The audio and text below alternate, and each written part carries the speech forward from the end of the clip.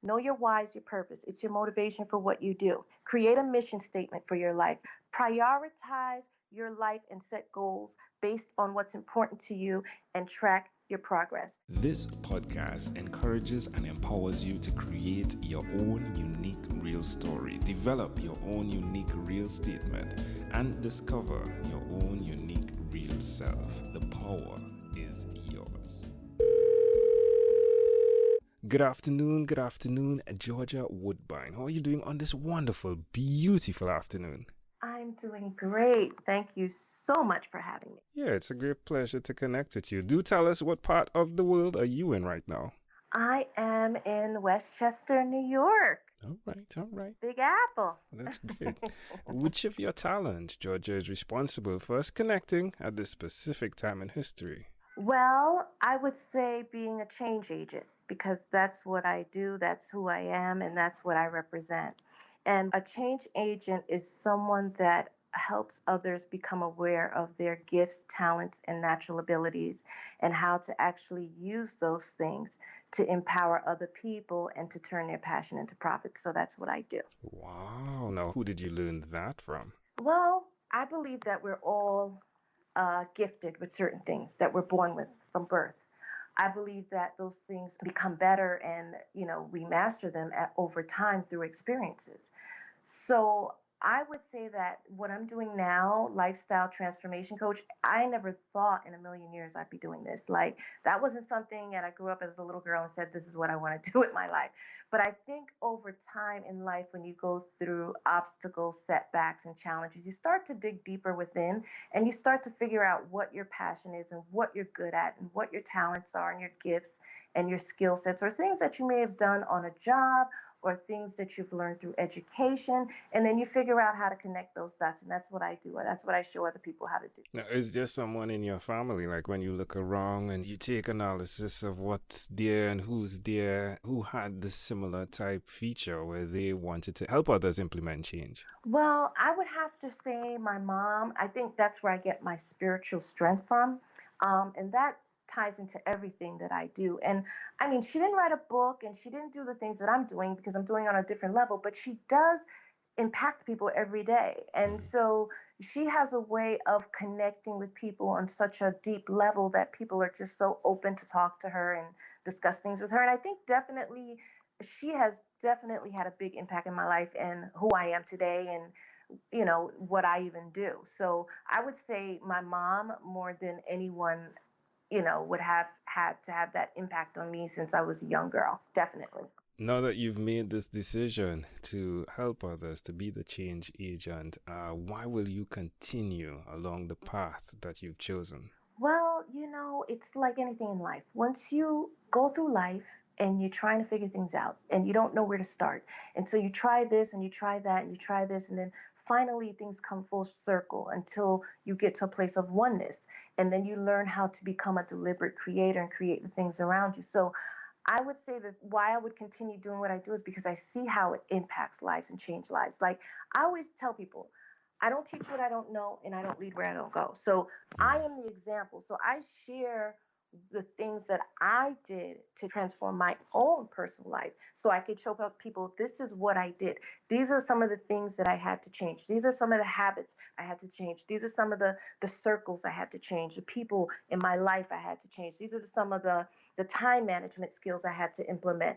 So there are different stages to your success and that you have to share with others so that they can start to tap into their success and things that they want to create. But it takes a lot of work, and sometimes it's the littlest things that you can change. And so that's why I continue to do what I do, because I see how much it impacts others. And I do it because it's a part of me. You know what I mean? It's like I can't even think about any other reason. It's not just for money, it's not just for notoriety, but it's for passion. And I always tell people, if you follow your passion, you will never have to worry about money. You have to be smart, you have to be strategic, and you also have to create exit strategies. But once you follow that thing that gives you that zest for life, that gives you that joy and happiness and peace, that's where your success is. That's where your prosperity is. That's where your peace of mind is. And that's where your happiness is. Now, for those that are listening, where's the best place for them to connect with you?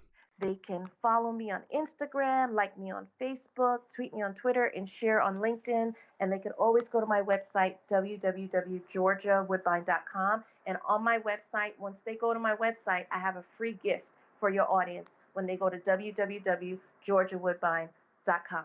Love it. Now tell me one other thing that you've done consistently over the last 3 years, please. Set goals. I mean, I think in life, to continue to be successful and to innovate your business and innovate even yourself and to grow. And I think that everyone should set goals. I think that one thing that I have consistently done is set a mission statement for my life, because people create mission statements for organizations and non-for-profits, but everybody should have a mission statement for their life, because what it does is helps you to focus on what you need to focus at that particular time in your life. And so one of the things that I continue to do and that I will always continue to do is set goals, because when you set goals and you achieve one goal, you set new goals, and then you just keep going and you keep going, you keep growing, you keep learning, you keep evolving. So setting goals is something that I've done probably over maybe 15 years that has created my success. And also writing things down. I think people take that lightly. Write down your goals, make it visible,